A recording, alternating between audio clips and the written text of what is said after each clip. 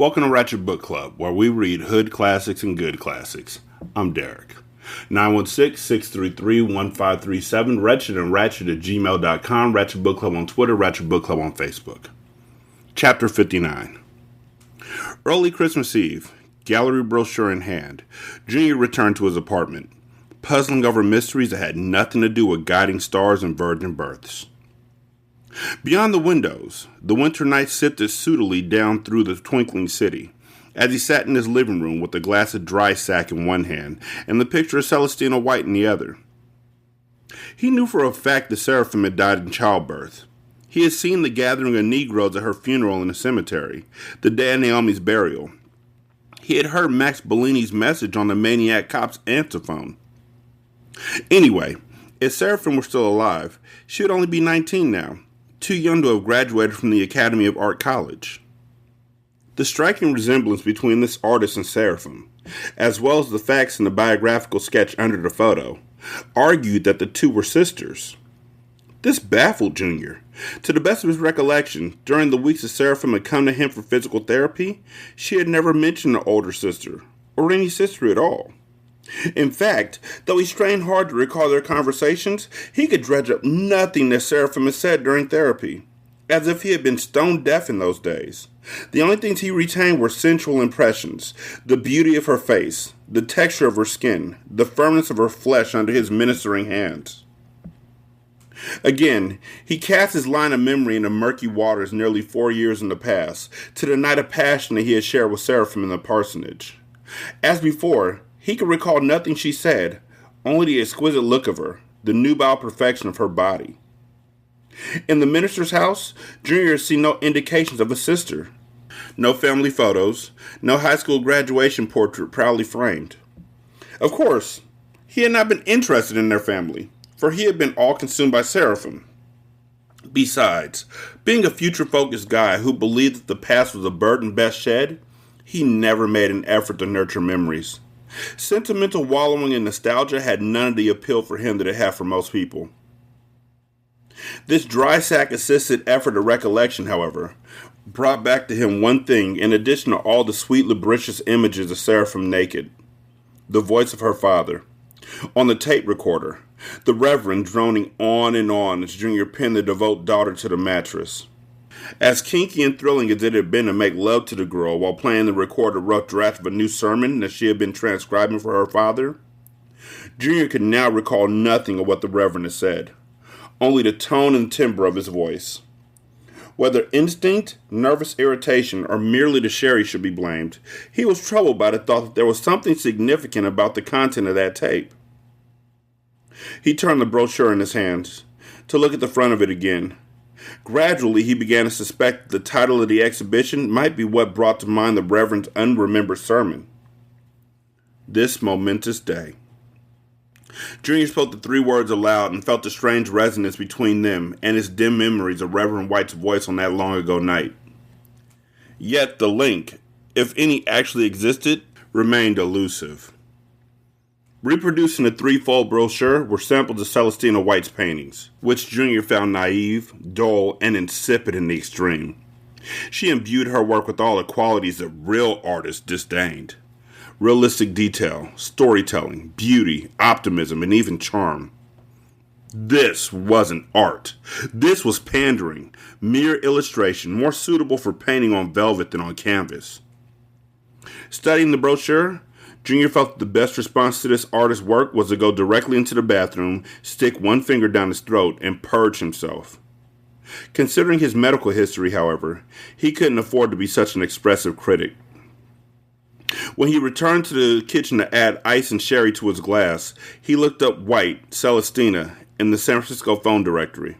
Her number was listed. Her address was not. He considered calling her, but he didn't know what he would say if she answered. Although he didn't believe in destiny, in fate, in anything more than himself, and in his own ability to shape his future, Junior couldn't deny how extraordinary it was that this woman should cross his path at this precise moment in his life, when he was frustrated to the point of cerebral hemorrhage by his inability to find Bartholomew, confused and nervous about the Phantom Singer and other apparently supernatural events in his life, and generally in a funk unlike any he had ever known before. Here was a link to Seraphim, and, through Seraphim, to Bartholomew. Adoption records would have been kept secret from Celestina as from everyone else. But perhaps she knew something about the fate of her sister's bastard son that Junior didn't know. A small detail that will seem insignificant to her, but might put him on the right trail at last. He must be careful in his approach to her. He dared not rush into this. Think it through. Devise a strategy. This valuable opportunity must not be wasted. With his refreshed drink, studying Celestina's photograph in the brochure, Junior returned to the living room. She was as stunning as her sister, but unlike her poor sister, she wasn't dead, and was, therefore, an appealing prospect for romance. From her, he must learn whatever she knew that might help him in the Bartholomew hunt, without alerting her to his motive. At the same time, there was no reason that they couldn't have a fling, a love affair, even a serious future together. Other than the fact that he sexually assaulted her sister. But what's the past when you don't think about it? You know what I'm saying? That's what Sklint would have said. Sklint. How ironic it would be if Celestina, the aunt to Seraphim's bastard boy, proved to be the heartmate for whom Junior had been longing throughout the past few years of unsatisfying relationships and casual sex. This seemed unlikely, considering the jejune quality of her paintings, but perhaps he could help her to grow and to evolve as an artist.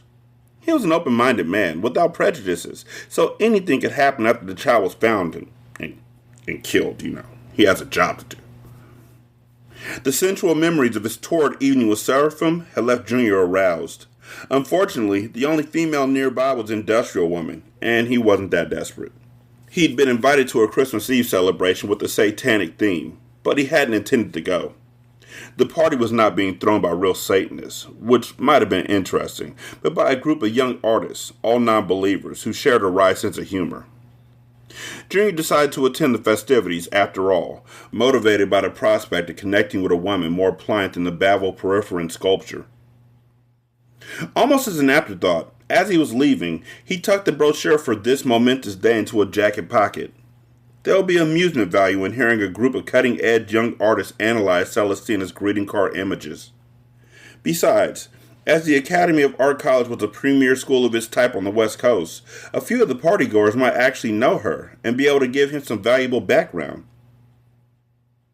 The party raged in the cavernous loft on the third and top floor of a converted industrial building, the communal residence and studio of a group of artists who believed that art, sex, and politics were the three hammers of a violent revolution, or something like that.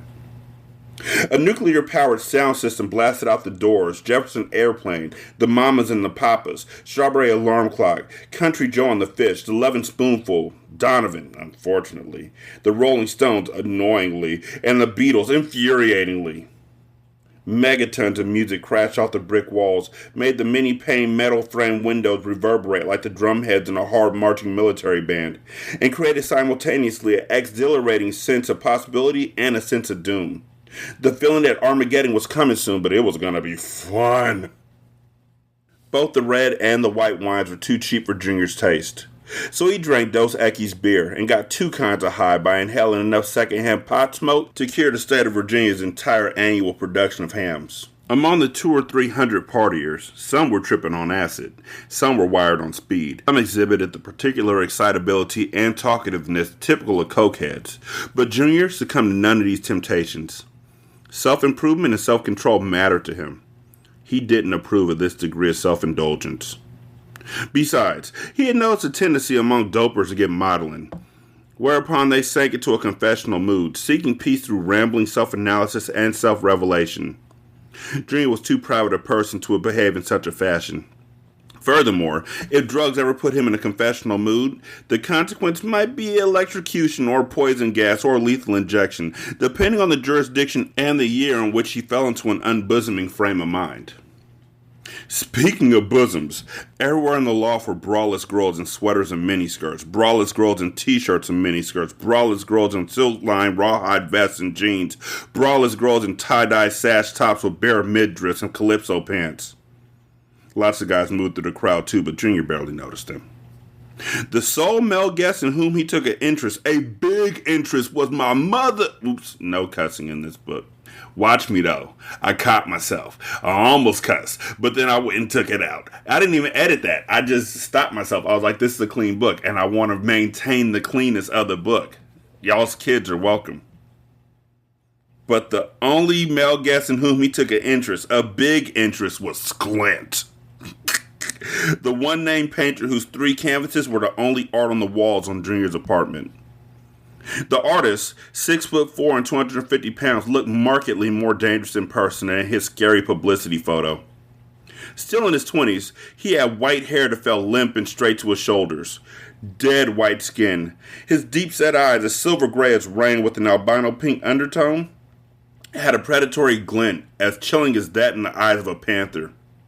Terrible scars slashed his face, and red hash marks covered his big hands, as though he frequently defended himself barehanded against men armed with swords. At the farthest end of the loft from the stereo speakers, voices nevertheless had to be raised in even the most intimate exchanges. The artist who had created In the Baby's Brain Lie the Parasite of Doom version 6, however, possessed a voice as deep, sharp-edged, and penetrating as his talent. Sklint proved to be angry, suspicious, volatile, but also a man of tremendous intellectual power. A profound and dazzling conversationalist, he rattled off breathtaking insights into the human condition, astonishing yet unarguable opinions about art, and revolutionary philosophical concepts. Later, except in the matter of ghosts, Junior would not be able to remember a single word of what Sklint had said, only that it had all been brilliant and really cool. Ghosts. Sklint was an atheist, and yet he believed in spirits. Here's how that works. Heaven, hell, and God do not exist. But human beings are as much energy as flesh, and when the flesh gives out, the energy goes on. We're the most stubborn, selfish, greedy, grubbing, vicious, psychotic, evil species in the universe, Sklint explained. And some of us just refuse to die. We're too hard-ass to die. The spirit is a prickly burr of energy that sometimes clings to places and people that were once important to us. So then, you get haunted houses, poor bastards still tormented by their dead wives and crap like that. And sometimes, the burr attaches itself to an embryo on some slut who's just been knocked up, so you get reincarnation. You don't need a god for all this. It's just the way things are. Life and the afterlife are the same place right here, right now. We're all just a bunch of filthy, scabby monkeys tumbling through an endless damn series of barrels. For 2 years, since finding the quarter in a cheeseburger, Junior had been searching for a metaphysics that he could embrace, that squared with all the truths that he had learned from Zed, and that didn't require him to acknowledge any power higher than himself. Here it was. Unexpected. Complete. He didn't fully understand the bit about monkeys and barrels, but he got the rest of it, and peace of a sort descended upon him. Junior would have liked to pursue spiritual matters with Sklint, but numerous other partiers wanted their time with the great man. In parting, sure that he would give the artist a laugh, Junior withdrew the brochure for this momentous day from his jacket, and coyly asked for an opinion of Celestina White's paintings. Based on the evidence, perhaps Sklint never laughed, regardless of how clever the joke. He scowled fiercely at the paintings in the brochure, returned to Junior, and snarled, "Shoot the bitch." Assuming this criticism was amusing hyperbole, Junior laughed, but Sklint squinted those virtually colorless eyes, and Junior's laugh withered in his throat. "Well, maybe that's how it'll work out," he said, wanting to be on Sklint's good side, but he was at once sorry he had spoken those words in front of witnesses. Using the brochure as an icebreaker, Junior circulated through the throng, seeking anyone who attended the Academy of Art College and might have met Celestina White. The critiques of her paintings were uniformly negative, frequently hilarious, but never as succinct and violent as Sklint's.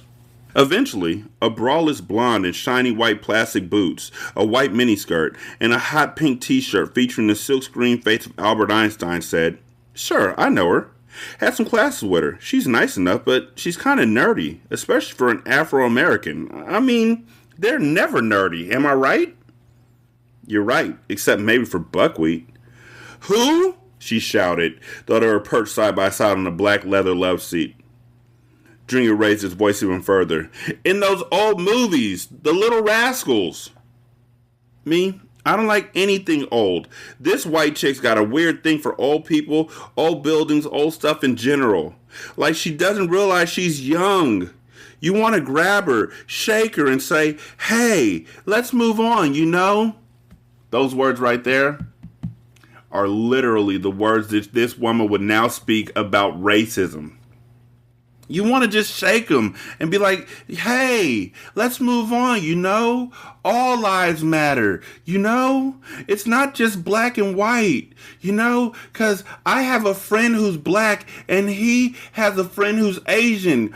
We're just limiting ourselves by saying black lives. I care about all lives, the Asian lives and the Mexican lives, but not the homeless lives.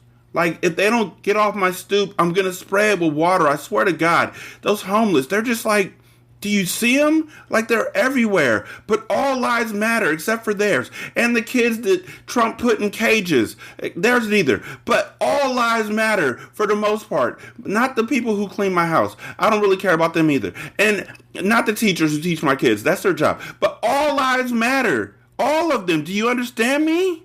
Not really. The people who I don't like, though, like, seriously, they could die. But everybody else's lives matter if they're white.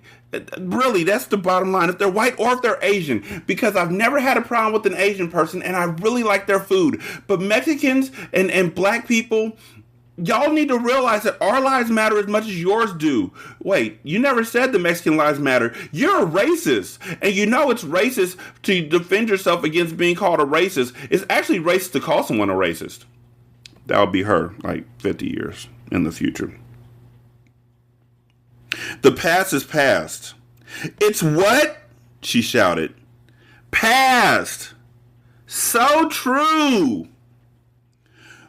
But my late wife used to like those Little Rascal movies. You're married? She died. So young. Cancer, he said, because that was more tragic and far less suspicious than a fall from a fire tower. In commiseration, she put a hand on his thigh. It's been a tough few years, he said. Losing her and then getting out of Nam alive. The blonde's eyes widened. You were over there? He found it difficult to make a painful personal revelation sound sincere when delivered in a shout, but he managed well enough to bring a shine of tears to her eyes. Part of my left foot was shot off in this upcountry sweep we did. Oh, bummer. That sucks. Man, I hate this war. The blonde was coming on to him, just as a score of other women had done since his arrival, so Junior tried to balance seduction with information gathering. Putting his hand over the hand with which she was gently massaging his thigh, he said, I knew her brother in Nam. Then I got wounded, shipped out, lost touch. I'd like to find him. Bewildered, the blonde said, Whose brother? Celestina White. She have a brother? Great guy. Do you have an address for her? A way maybe I can get in touch about her brother? I didn't know her well. She didn't hang out or party much, especially after the baby. So she's married? Junior said, figuring that maybe Celestina wasn't his heartmate after all. Could be. I haven't seen her in a while. No, I mean, you said baby. Oh, no, her sister. But then the sister died. Yeah, I know, but... So Celestina took it. It? The kid thing. The baby. Junior forgot all about seduction. And she... What? She adopted her sister's baby? Weird, huh? Little boy named Bartholomew? He asked. I never saw it. But his name was Bartholomew? For all I know, it was Pissant. What? I'm saying, for all I know, she took her hand off his thigh. What's all this about Celestina anyway? Excuse me, Junior said. He left the party and stood in the street for a while, taking slow, deep, breaths, letting the brisk night air clean the pot smoke out of his lungs. Slow, deep breaths. Suddenly sober in spite of the beers he had drunk. Slow, deep breaths. As chilled as a slab of beef in a meat locker, but not because of the cold night. He was astonished that adoption records could be sealed and so closely guarded when the child was being placed with a member of its immediate family, with its mother's sister. Only two explanations occurred to him. First, bureaucracy slavishly followed the rules even when the rules made no sense. Second, the ugliest private detective in the world, Nolly Woolston, was an incompetent dunce. Junior didn't care which explanation was correct. Only one thing mattered. The Bartholomew hunt was at last nearing an end. On Wednesday, December 27th, Junior met Google, the document forger, in a theater during a matinee of Bonnie and Clyde. As instructed earlier by phone, Junior purchased a large box of Raisinets and a box of Milk Duds at the refreshment stand, and then he sat in one of the last 3 rows of the center section, eating the Milk Duds, grimacing at the sticky noises his shoes made when he moved them on the tacky floor, and waiting for Google to find him. Packed full of aftermath, the movie was too violent for Junior's taste. He had wanted to meet at a showing of Dr. Dolittle or The Graduate, but Google, as paranoid as a lab rat after half a lifetime of electroshock experiments, insisted on choosing the theater. Although he related well to the theme of moral relativism and personal anatomy in a value-neutral world, Junior grew apprehensive about each impending scene of violence and closed his eyes against the prospect of blood. He resented having to endure 90 minutes of the film before Google finally settled into the seat beside him. The forger's cross eyes glowed with reflected light from the screen. He licked his rubbery lips, and his prominent Adam's apple bobbled. Like to drain my pipes in that Faye Dunaway, huh? Junior regarded him with undisguised repulsion. Google didn't realize he was an object of disgust. He wiggled his eyebrows in what he evidently assumed to be an expression of male camaraderie, and then he nudged Junior with one elbow. Only a few theatergoers attended the matinee. No one sat near, so Junior and Google openly swapped packages. A 5x6 manila envelope to Google, a 9x12 to Junior. The papermaker withdrew a thick wad of $100 bills from his envelope and, squinting, inspected the currency in the flickering light. I'm leaving now, but you wait until the movie's over. Why don't you go and I wait? 'Cause if you try that, I'll ram a shiv through your eye. It was just a question, said Junior. And listen, if you leave too soon behind me, I got a guy watching, and he'll put a hollow point .38 in your ass. It's just that I hate this movie. You're nuts. It's a classic. Hey, you eat them Raisinets? Told you on the phone, I don't like them. Gimme. Junior gave the Raisinets to him, and Google left the theater with his candy and his cash. The slow-motion death ballet in which Bonnie and Clyde were riddled with bullets was the worst moment Junior had ever heard in the film. He didn't see more than a brief glimpse of it because he sat with his eyes squeezed shut. 9 days previously, at Google's instructions, Junior had rented boxes at 2 mail receiving services, using the name John Pinchbeck at one, Richard Gaminer at the other, and then he had supplied those addresses to the papermaker. These were the 2 identities for which Google ultimately provided elaborate and convincing documentation. On Thursday, December 28th, employing forged driver's licenses and social security cards as identification, Junior opened small savings accounts and also rented safety deposit boxes for Pinchbeck and Gaminer at different banks with which he had never previously done business, using the mailing address that he had established earlier. In each savings account, he deposited $500 in cash. He tucked $20,000 in crisp new bills into each safety deposit box. For Gaminer, exactly as for Pinchbeck, Google had provided a driver's license that was actually registered with the California Department of Motor Vehicles and that would, therefore, stand up to any cop's inspection. A legitimate social security card, a birth certificate actually on file with the city's courthouse, and an authentic, valid passport. Junior kept both forged driver's licenses in his wallet, in addition to the one that featured his real name. He stowed everything else in Pinchbeck and Gaminer's safe deposit boxes, along with the emergency cash. He also concluded arrangements to open an account for Gaminer in a Grand Cayman Island bank and one for Pinchbeck in Switzerland. That evening, he was filled with a greater sense of adventure than he had felt since arriving in the city from Oregon. Consequently, he treated himself to 3 glasses of a superb Bordeaux and a filet mignon in the same elegant hotel lounge where he had dined on his first night in San Francisco, almost 3 years earlier. The glittering room appeared unchanged. Even the piano player appeared to be the man who had been at the keyboard back then, though his yellow rose boutonniere and probably his tuxedo as well were new. A few attractive women were here alone, proof that social mores had changed dramatically in 3 years. Junior was aware of their hot gazes, their need, and he knew that he could have any of them. The stress that he currently felt wasn't the same as he so often relieved with women. This was an energizing tension, a not unpleasant tightening of the nerves, a delicious anticipation that he wanted to experience to its fullest. Until the gallery reception for Celestina on the evening that her show opened on January 12th. This tension could not be released by intercourse, but only by the killing of Bartholomew. And when that long-sought moment arrived, Junior expected the relief that he experienced would far exceed mere orgasm. He had considered tracking down Celestina and the bastard boy prior to her exhibition. The alumni office of her college might be one route to her, and further inquiries in the city's fine arts community would no doubt eventually provide him with her address. Following little Bartholomew's murder, however, people might remember the man who had been asking about the mother, Celestina. Junior wasn't just any man either.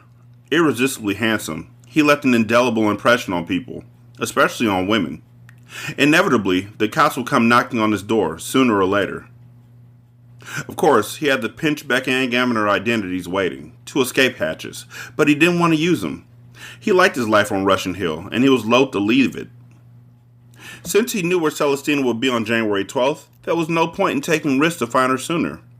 He had plenty of time to prepare for their encounter, time to savor the sweet anticipation. Junior was paying his dinner check and calculating the tip when the pianist launched into Someone to Watch Over Me. Although he had expected it all evening, he twitched when he recognized the tune. As he'd proved to himself on his previous 2 visits, his first night in town and then 2 nights thereafter, this number was merely part of the pianist's repertoire. Nothing supernatural here. Nevertheless, when he signed the credit card form, his signature looked shaky. Junior hadn't suffered a paranormal experience since the early morning hours of October 18th, when he drifted up from a vile dream of worms and beetles to hear the ghostly singer's faint a cappella serenade. Shouting at her to shut up, he had awakened neighbors. Now the hateful music unnerved him. He became convinced that if he went home alone, the phantom chanteuse, whether Victoria Bressler's vengeful ghost or something else, would croon to him once more. He wanted company and distraction after all. An exceptionally attractive woman, alone at the bar, stirred his desire. Glossy black hair, the tresses of night itself shorn from the sky. Olive complexion, no less smooth than the skin of a Kalamata. Eyes as lustrous as pools shimmering with the reflection of eternity and stars. Wow, she inspired the poet in him. Her elegance was appealing. A pink Chanel suit with knee-length skirt. A strand of pearls. Her figure was spectacular, but she didn't flaunt it. She was even wearing a bra. In this age of bold, erotic fashion, her more demure style was enormously seductive. Settling onto the empty stool beside this beauty, Junior offered to buy her a drink, and she accepted. Renee Vivi spoke with a silken southern accent, vivacious without being cloyingly coquettish, well-educated and well-read but never pretentious, directing her conversation without seeming either bold or opinionated. She was charming company. She appeared to be in her early 30s, perhaps 6 years older than Junior, but he didn't hold that against her. He wasn't any more prejudiced against older people than he was against people of other races and ethnic origins. Whether making love or killing, he was never guided by bigotry. A private little joke with himself, but true. He wondered what it would be like to make love to Renee and kill her. Only once had he killed without good reason, and that had been one of the infuriating Bartholomews. Prosser and Terralinda, a man. On that occasion, no erotic element had been involved. This would be a first. Junior Cain definitely was not a crazed sex killer, not driven to homicide by weird lust beyond his control. A single night of sex and death, an indulgence never to be repeated, wouldn't require serious self-examination or reconsideration of his self-image. Twice would indicate a dangerous mania. 3 times would be indefensible, but once was healthy experimentation, a learning experience. Any true adventurer will understand. When Renee, sweetly oblivious of her looming doom, claimed to have inherited a sizable industrial valve fortune, Junior thought she might be inventing the wealth, or at least exaggerating to make herself more desirable.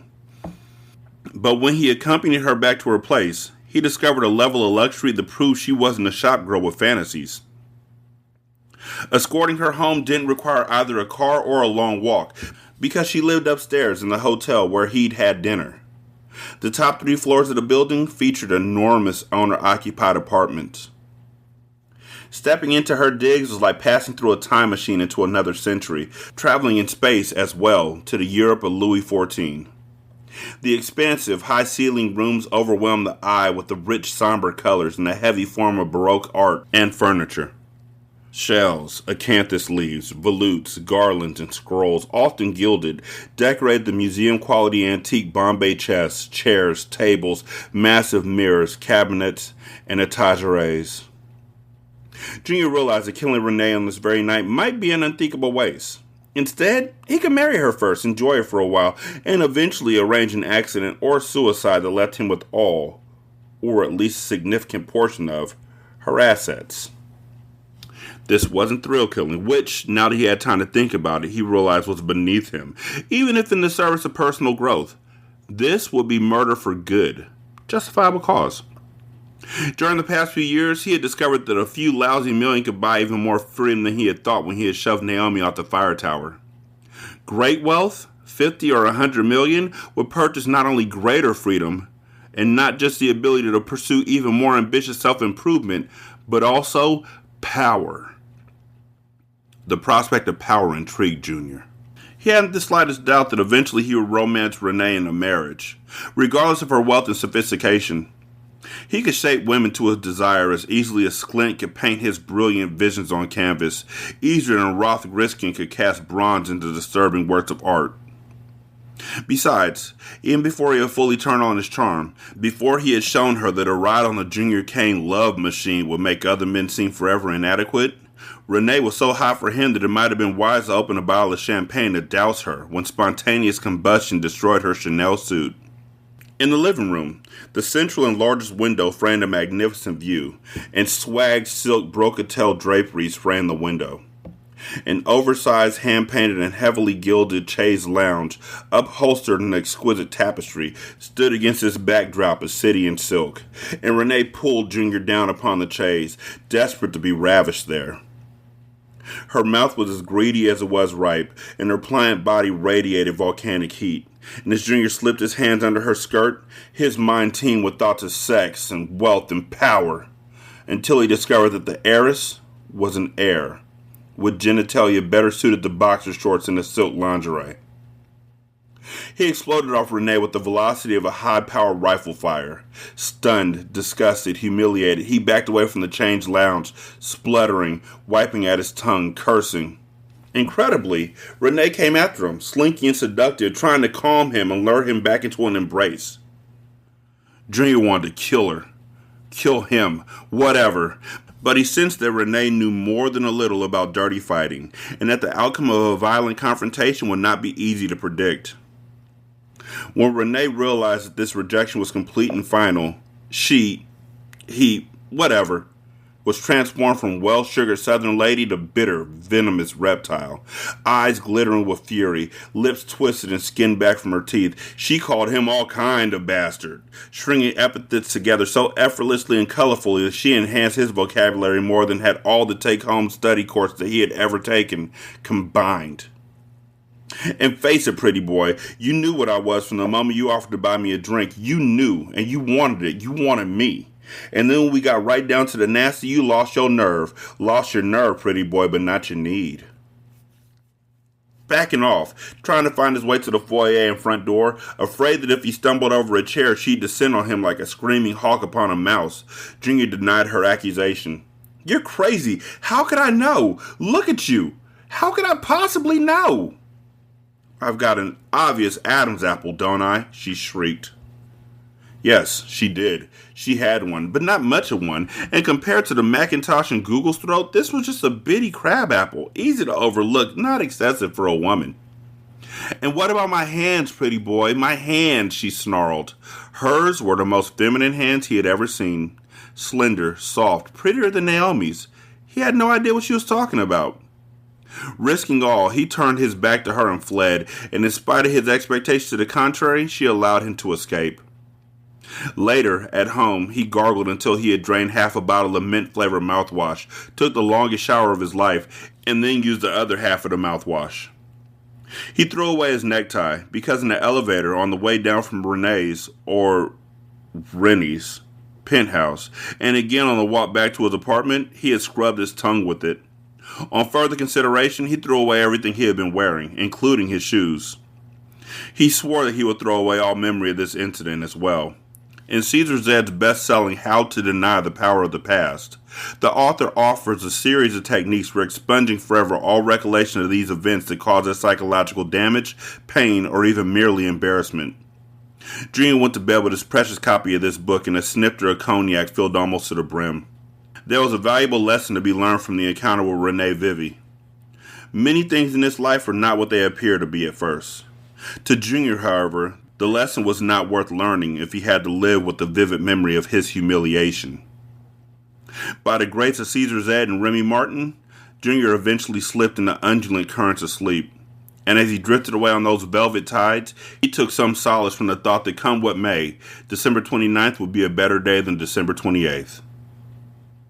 He was wrong about this.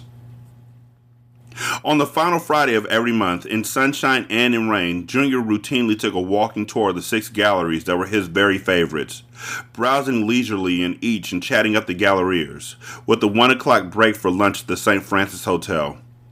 This was a tradition with him, and invariably at the end of each day, he felt wonderfully cozy. Friday, December 29th was a grand day, cool but not cold, high scattered clouds ornamenting a Wedgwood blue sky. The streets were agreeably abustle, but not swarming like the corridors of a hive as sometimes they could be. San Franciscans, reliably a pleasant lot, were still in a holiday mood and, therefore, even quicker to smile and more courteous than usual. Following a splendid lunch, having just left the 4th gallery on his list and strolling towards the 5th, Junior didn't at once see the source of the quarters. Indeed, when the first 3 rapid-fire coins hit the side of his face, he didn't even know what they were. Startled, he flinched and looked down as he heard them ring off the sidewalk. Snap, snap, snap. 3 more quarters ricocheted off the left side of his face, temple, cheek, jaw. As the unwanted change pinged against the concrete at his feet, Junior, snap, snap, saw the source of the next 2 rounds. They spit out of the vertical paste slide on the newspaper vending machine. One hit his nose, and the other rang off his teeth. The machine, one in a bank of 4, wasn't filled with ordinary newspapers, which only cost a dime, but with a raunchy tabloid aimed at heterosexual swingers. The slamming of Junior's heart sounded as loud to him as mortar rounds. He stepped back and sideways, out of the vending machine's line of fire. As though one of the quarters had dropped into his ears and triggered a golden oldie in the jukebox of his mind, Junior heard Vanadium's voice in the hospital room in Spruce Hills on the night of the day when Naomi died. When you cut Naomi's string, you put an end to the effects that her music would have had on the lives of others and on the shape of the future. Another machine beside the first, stocked with copies of a sexually explicit publication for gays, fired a quarter to hit Junior's forehead. The next snapped against the bridge of his nose. You struck a discord that could be heard, however faintly, all the way to the farthest end of the universe. Had Junior been chest deep in wet concrete, he would have been more mobile than he was now. He had no feeling in his legs. Unable to run, he raised his arms defensively, crossing them in front of his face, though the impact of the coins wasn't painful. Volleys flicked off his fingers, palms, and wrists. That discord sets up lots of other vibrations, some of which will return to you in ways that you might expect. The vending machines were designed to accept quarters, not to eject them. They didn't make change. Mechanically, this barrage wasn't possible. In ways you can never see coming. 2 teenage boys and 1 elderly woman scrambled across the sidewalk, grabbing at the ringing rain of quarters. They caught some, but others bounced and twirled through their grasping fingers, rolling, spinning away into the gutter. Other things you couldn't have seen coming? I'm the worst. In addition to these scavengers, another presence was here, unseen but not unfelt. The chill of this invisible entity pierced Junior to the marrow. The stubborn, vicious, psychotic, prickly burst spirit of Thomas Vanadium, maniac cop, not satisfied to haunt the house in which he had died, not ready yet to seek reincarnation, but instead pursuing his beleaguered suspect even after death, capering, to paraphrase Sklint, like an invisible, filthy, scabby monkey here on the city street in bright daylight. Of the things you couldn't have seen coming, I'm the worst. One of the coin seekers knocked against Junior, jarring him loose of his paralysis. When he stumbled out of the line of fire of the second vending machine, a third machine shot quarters at him. Of the things you couldn't have seen coming, I'm the worst. I'm the worst. I'm the worst. Mocked by the silvery ping-ping jingle of the maniac detective emptying his ghostly pockets, Junior ran. Chapter 60. Kathleen in the candlelight, her ginger eyes aglimmer with images of the amber flame. Icy martinis, extra olives in a shallow white dish. Beyond the tableside window, the legendary bay glimmered too, darker and colder than Kathleen's eyes, not a fraction as deep. Nolly, telling the story of his day's work, paused as the waiter delivered 2 orders of the crab cake appetizer with mustard sauce. Nolly, Miss Woolston, enjoy. For the first few bites of crab and a light cornmeal crust, Nolly suspended their conversation. Bliss. Kathleen watched him with obvious amusement, aware that he was savoring her suspense as much as he was the appetizer. Piano music drifted into the restaurant from the adjacent bar, so soft and so yet sprightly that it made the clink of silverware seem like music, too. At last, he said, and there he is, hands in front of his face, quarters bouncing off him. These kids and this old lady scrambling around him to snare some change.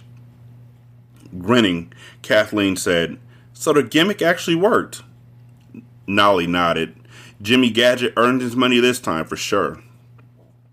The subcontractor who built the quarter-spitting coin box was James Honeycolt, but everyone called him Jimmy Gadget. He specialized in electronic eavesdropping, building cameras and recorders into the most unlikely objects, but he could do just about anything requiring inventive mechanical design and construction. Couple of quarters hit him in the teeth, Nolly said. I approve of anything that makes business for dentists. I wish I could describe his face. Frosty the Snowman was never that white. The surveillance van is parked right there, 2 spaces south of the vending machines. A real ringside view, so entertaining. I felt I should have paid for those seats. When the third machine starts whizzing coins at him, he bolts like a kid running a graveyard at midnight on a dare. Nolly laughed, remembering. More fun than divorce work, huh? You should have seen this, Kathleen. He's dodging people on the sidewalk, shoving them out of his way when he can't dodge them. 3 long blocks Jimmy and I watched the creep, until he turned the corner. 3 long blocks, all uphill, and it's a hill that would kill an Olympic athlete, but he doesn't slow down once. Man had a ghost on his butt. I think he believed it. This is a crazy damn wonderful case, she said, shaking her head. Soon as Kane is out of sight, we yank up our tricky vending machines, then haul the real ones out of the van and bolt them down again. Slick, fast. People are still picking up quarters when we finish. And get this, they want to know where the camera is. You mean, yeah, they think we're a candid camera. So Jimmy points to this United Parcels truck parked across the street and says the cameras are in there. She clapped her hands in delight. When we pull away, people are waving across the street at the UPS truck, and the driver, he sees them. So he stands there, kind of confused, and then he waves back. Nolly adored her laugh, so musical and girlish. He would have made all sorts of a fool out of himself, any time, just to hear it. The busboy swept the empty appetizer plates away as the waiter arrived simultaneously with small salads. Fresh martinis followed. Why do you think he's spending his money for all this tricky stuff? Kathleen wondered, not for the first time. He says he has a moral responsibility. Yeah, but I've been thinking about that.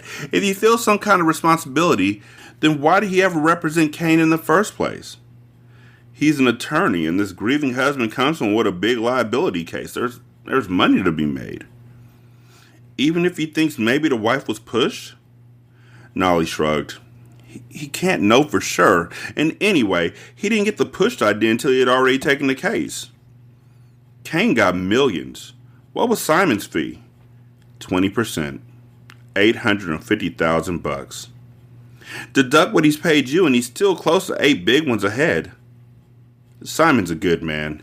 Now that he pretty much knows Kane pushed the wife, he doesn't feel better about representing him just because the payoff was big. And in the current case, he's not Kane's lawyer, so there's no conflict of interest, no ethics problem, so he's got a chance to set things right a little.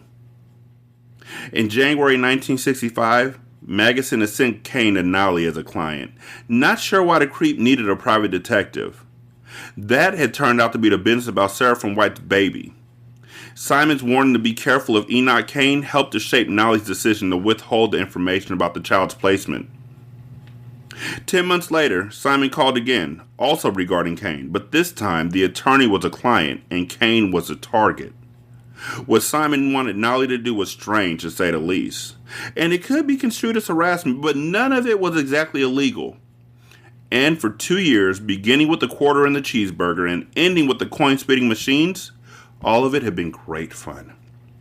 Well, Kathleen said, even if the money wasn't so nice, I'd be sorry to see this case end. Me too, but it's not really over till we meet the man. 2 weeks ago. I'm not going to miss that. I've cleared all appointments off my calendar. Nolly raised his martini glass in a toast. To Kathleen Clerkle Woolston, dentist and associate detective. She returned the toast. To my Nolly, husband and best ever boyfriend. God, he loved her. Veal fit for kings, said their waiter, delivering the entrees, and one taste confirmed his promise. The glimmering bay and the shimmering amber candlelight provided the perfect atmosphere for the song that arose now from the piano in the bar. Although the piano was at some distance and the restaurant was a little noisy, Kathleen recognized the tune at once. She looked up from her veal, her eyes full of merriment. By request, he admitted. I was hoping you'd sing. Even in this soft light, Nolly could see that she was blushing like a young girl. She glanced around at the nearby tables. Considering that I'm your best ever boyfriend and this is our song. She raised her eyebrows at our song. Nolly said, we've never really had a song of our own in spite of all the dancing we do. I think this is a good one. But so far, you've only sang it to another man. She put down her fork, glanced around the restaurant once more, and leaned across the table. Blushing brighter, she softly sang the opening lines of Someone to Watch Over Me. An older woman at the next table said, You've got a very lovely voice, dear. Embarrassed, Kathleen stopped singing, but to the other woman, Nolly said, It is a lovely voice, isn't it? Haunting, I think. 916-633-1537. Ratchet and Ratchet at gmail.com. Ratchet Book Club on Twitter. Ratchet Book Club on Facebook. You know when you get to the top of the hill on a roller coaster and then you have that click click before the drop? It sounds kind of like this. Like you hear the 3 clicks and then it's away you go. And it's like a whirlwind of like these great feelings and emotions and just exuberance. Well, let me tell y'all, folks.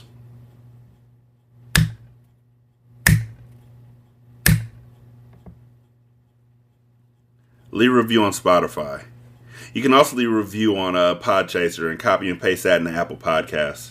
You can donate to the show at patreon.com/singlesimulcast or at buymeacoffee.com/sscast, or on the Good Pods app you can leave a tip in the tip jar. Thank y'all so much for listening. I greatly appreciate it. Y'all be good. I'm gonna holler at you later. Peace.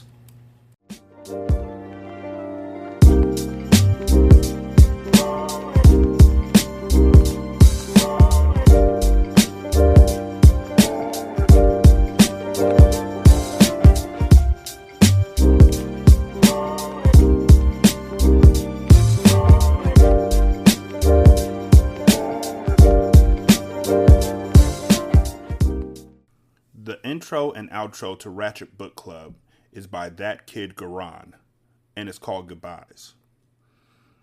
You can email him at tkgbeats94@gmail.com for more information on how to lease this beat. This single simulcast.